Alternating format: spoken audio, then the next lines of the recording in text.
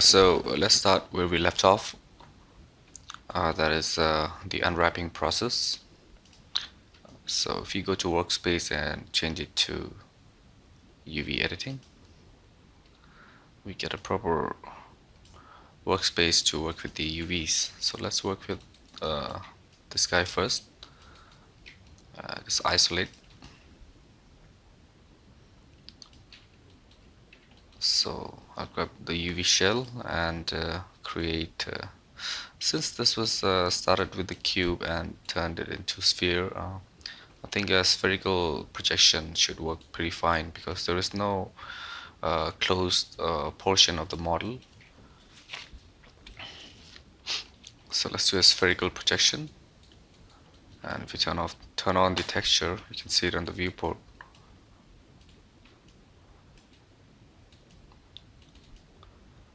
So let's optimize the unwrap a little bit. Go to unfold, we'll optimize it, and then unfold. So I don't want like even distribution of the texture because this is such a small detail, but even now it should work pretty fine. So I'll go ahead and unfold along U and unfold along V. I'll keep doing this till we have something that's good enough. So I think there's not much stretching going on except for the distribution of the texture, like around this area, but I'm not worried about that. Like whatever works. And then I'll just go and lay out to the UV space and just put it in the center so that it's not eating up other spaces, other UV spaces.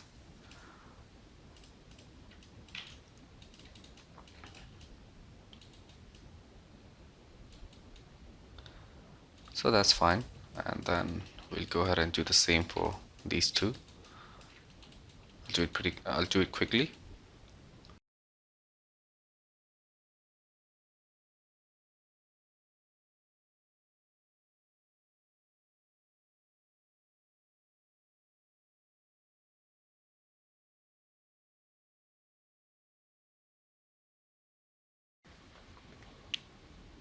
So I'll go ahead and export the UV snapshot to Photoshop for texturing. So I'll just go to image, UV snapshot, just put it in our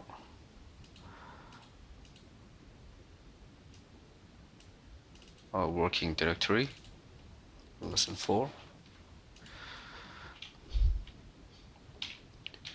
UV1,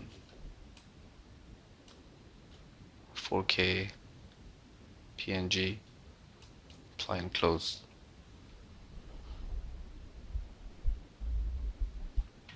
And let's save a scene.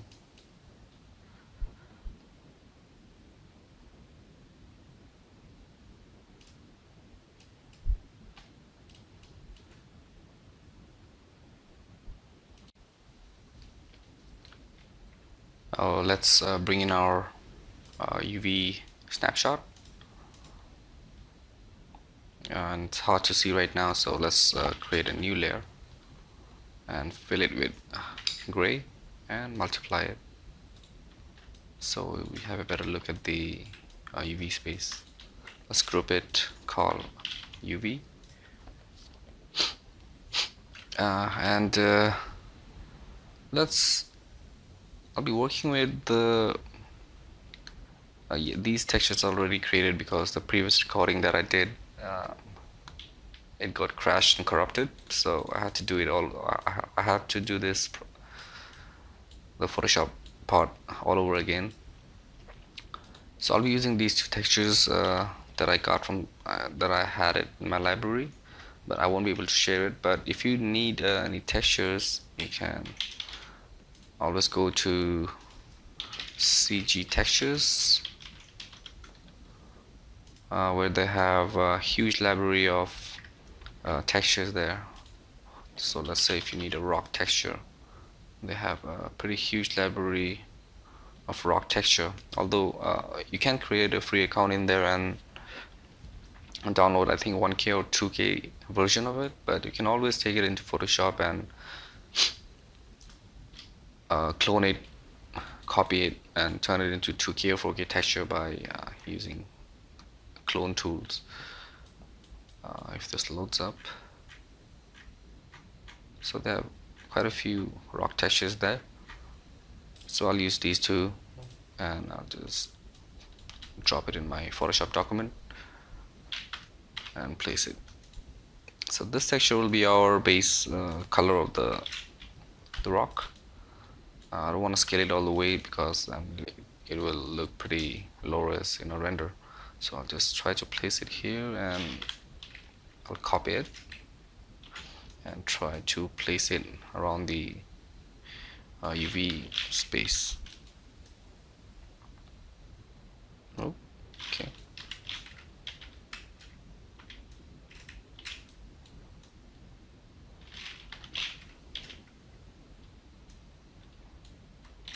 And then I'll use the clone tool to evenly distribute the texture. Just merge these and then create a new layer for our cloning, and make sure that the sample is current and below, so it'll take the sample from the below the layer below, and then we start cloning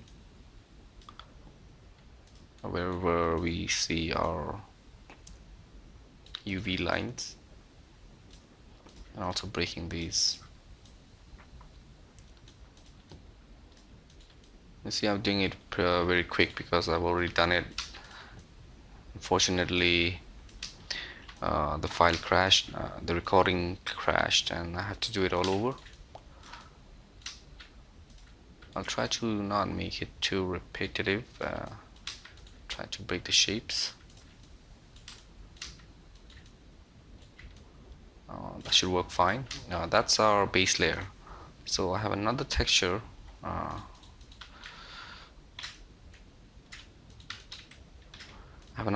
That's going to work as a fake detail on the rock. Like there's some dense and shadow area. It's going to work really well with the base texture. So if I'll just do the same thing. Duplicate it, because this is a 2K texture and my UV snapshot is 4K. I'm trying to use as much of the texture as possible, and merge it again and do the same thing, cloning.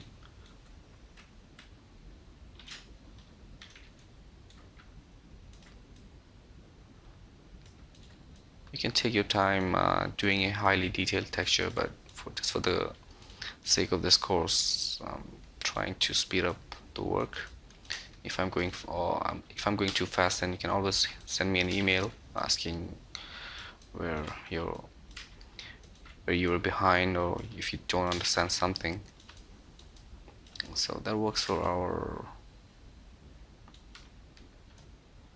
top layer. So let's see our blending options.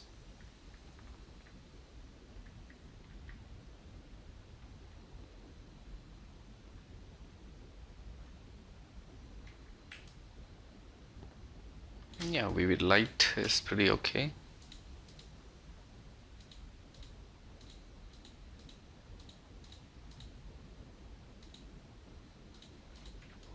Yeah, there's a lot of detail in there. So let's group this. Let's merge these two and group it and call it diffuse. Let's drop a hue saturation and clip it to the layer. Let's just remove the texture, the saturation a bit, and then add levels just to even out the lighting, because we want our textures to be a bit more like an overcasty lighting. I don't want too much contrast.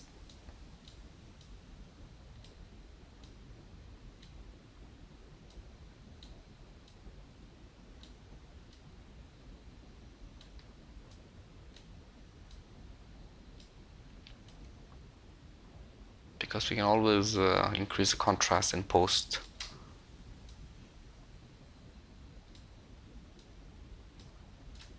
So yeah, that works for our diffuse. I think I might also add curves to just to improve the lighting of the texture.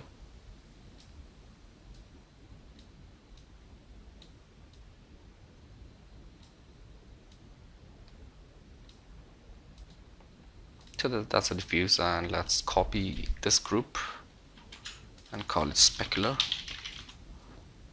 And for specular, I'll just drop a black and white filter and just try to play with the values.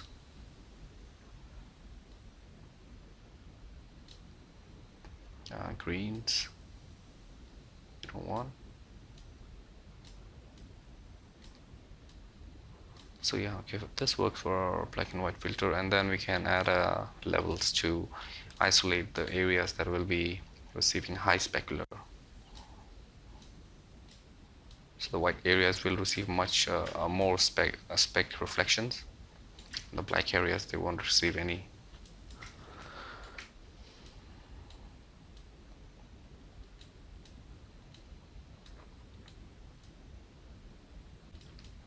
So something like that. So that's a specular map, and let's duplicate this guy and call it bump. So for the bump also, we can use a specular map, but for the bump I'll try to even out the, because I don't want like really sharp pointy detail, because then it will look very grainy. So I want it to be a bit more different than the specular by evening out the light and decreasing the values so that it's not bumping out like all the way.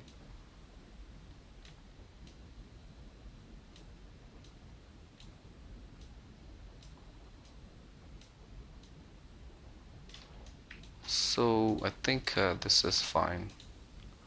That's a specular, that's a bump. It's a bit more balanced. And let's save a document. Main, yes, save, yes. And let's start saving our textures individually. Save, okay, it's already saving one more file. Save as PNG. We'll replace our previous work. Yes.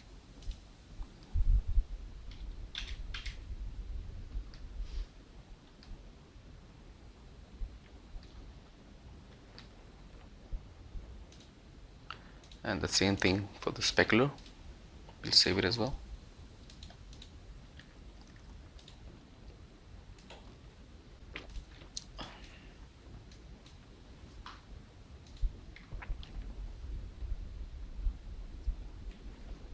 And then last for the bump.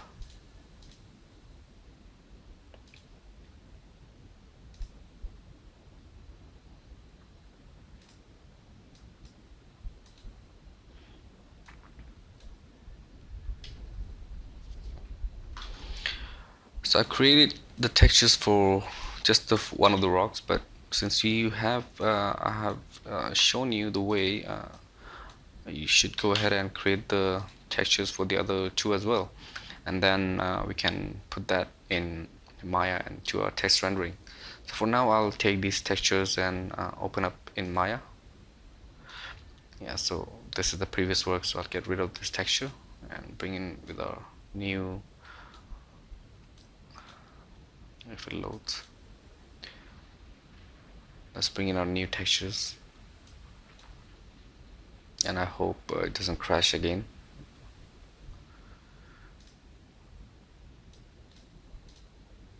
So that was this, and let's delete this material.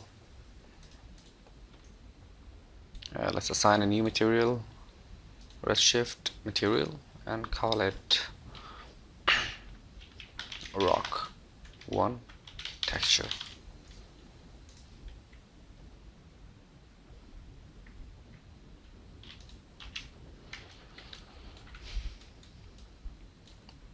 And then I can put the diffuse texture in the color and grab our diffuse rock 1 PNG. So that's our texture.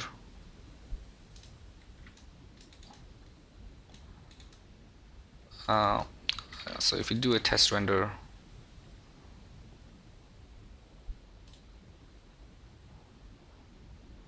so test resolution of 75%, do the IPR again.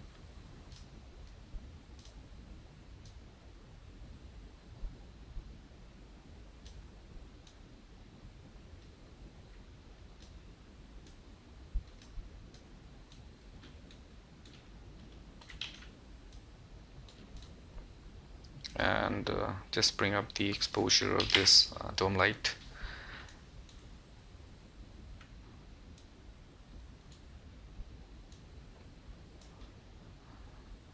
So let's stop it and take a snapshot and bring in our specular map.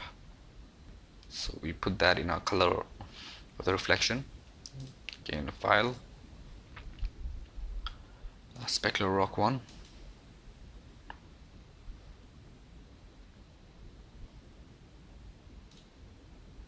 And then let's do another IPR. So you can see right now the evenness of the specular is gone. Now we can increase the roughness.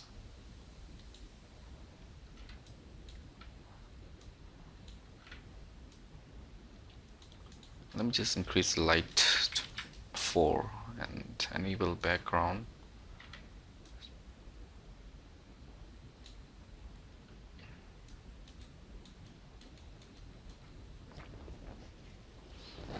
Yeah, so there is some kind of little bit of specular going on, but it's hard to see with this HDRI. But what I can do is I'll add a redshift light, and it should show us these specular values pretty well. But before that, let me also bring in our bump map and go to redshift, look for the bump, redshift bump map shader, and apply the file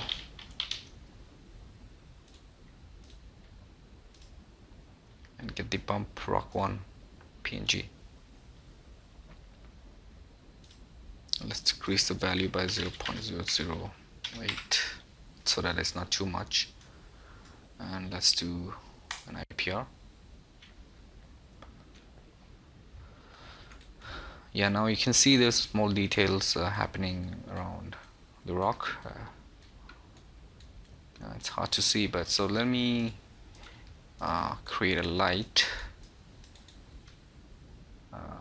redshift light.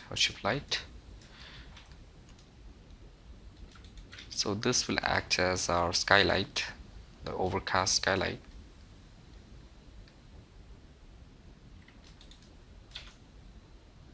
And let's do it world mode.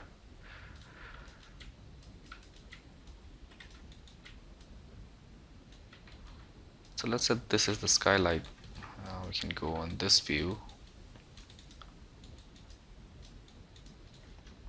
do an IPR.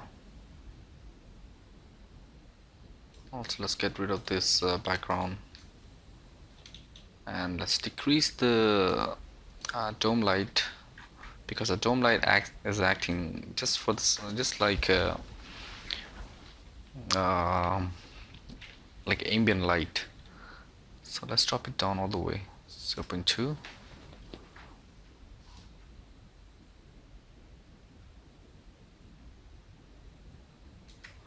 And physical light, we can bump it down as well.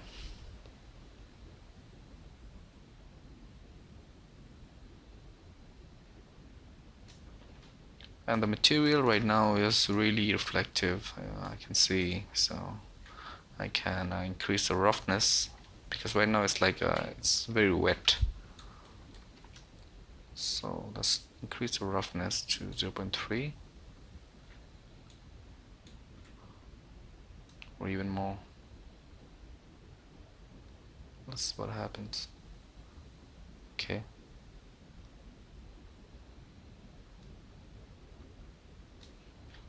Yeah, so 0.5 is okay, I think. Maybe it's a bit dark.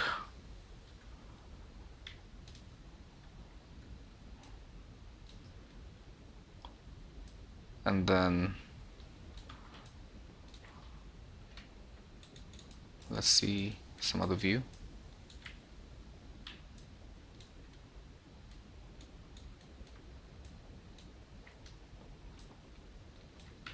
Yeah, you can see the bump details right there, but I think it's still too much. I'll decrease the bump a bit more, 0.005.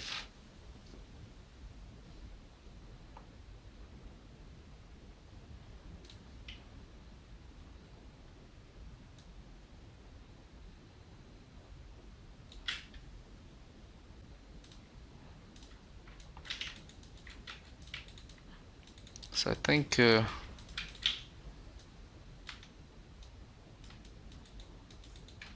the rock looks okay. Even for my taste, it's a little too saturated. Because if you look at the footage, it's the look that I'm going for is very desaturated look, almost like a bleach bypass.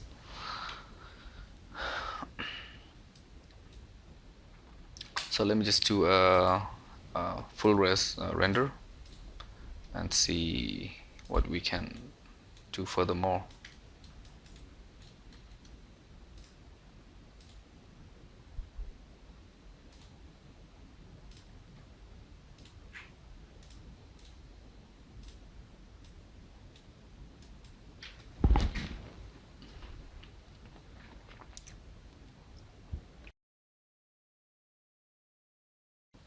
So the render is done, and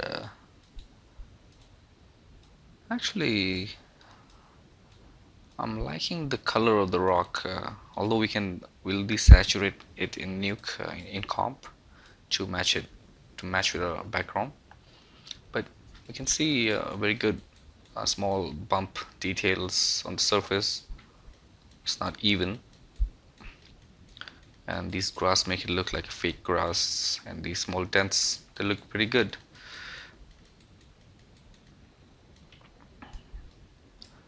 So I think for you guys, you should complete the textures for the other two as well, and then we can bring it all back together. And so in the next class, we'll bring in all the textures for the other rocks, and we create a camera, bring in the image sequence of our keyed footage, and then we start placing the rocks and animating it, and then we prepare it for rendering, and finally sending it into comp. So yeah, thank you.